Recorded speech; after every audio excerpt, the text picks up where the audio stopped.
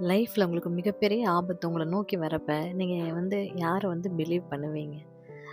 ஒரு ஃப்ளைட்ல ஒரு பொண்ணும், ஒரு பிசினஸ் மேனும் ட்ராவல் பண்றாங்க. அந்த பொண்ணு ரொம்ப குட்டி பொண்ணு. கூட யாருமே வரல. பெரியவங்க யாருமே வரல. தனியா தான் உட்காந்து புக் படிச்சுட்டு இருக்காங்க. அந்த பிசினஸ்மேன் அவங்க கூட பேச்சு குடுத்துட்டே கொஞ்ச நேரம் ட்ராவல் பண்ணிட்டுருக்கப்ப, சடனா ஃப்ளைட்ல டர்புலன்ஸ் அப்படின்னு சொல்லிட்டு அனவுன்ஸ் பண்றாங்க. எல்லாருமே பயங்கரமா பேனிக் ஆயிட்டு, பயத்துல கத்த ஆரம்பிச்சுட்டாங்க. கடவுளே என்னை காப்பாத்து அப்படிங்கிற மாரி எல்லாம்.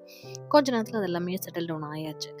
அதுக்கப்புறம் திருப்பி அந்த பிசினஸ்மேன் அந்த பொண்ண பார்க்குறாரு. அந்த பொண்ணு எப்பயும் போல அமைதியா புக் மட்டுமே படிச்சுட்டு இருந்தது. "ஏ பாப்பா உனக்கு இங்க என்ன நடந்ததுன்னு தெரியுமா?" அப்படின்னு கேட்டப்போ, "அம்மா டர்புலன்ஸ்" அப்படின்ட்டு. "உனக்கு பயமாவே இல்லையா?" "எனக்கு எதுக்கு பயம்? இந்த ஃப்ளைட்ட டிரைவ் பண்ணது எங்க அப்பா தான். அவர் என்னைய அவ்வளோ சீக்கிரம் என்னைய ஸ்ட்ரகிள் குடுக்க மாட்டாரு. என்னைய காப்பாத்திருவாரு" அப்படின்னு சொல்லிட்டு ஸ்ட்ராங்கா சொல்லியிருக்கு. அப்போ இந்த மாரி ஒரு பிரச்சனை நம்ம லைஃப்ல சீரியஸா வர்றப்ப, நம்ம மேபி நம்ம கடவுள நம்புறோம்னு நெனைக்கலாம். பட் அந்த மாரி சிச்சுவேஷன் நம்ம ஃபேஸ் பண்றப்போ பயம் மட்டும் தான் முன்னாடி வருது. நம்ம நம்பிக்கை காணாம போயிருது.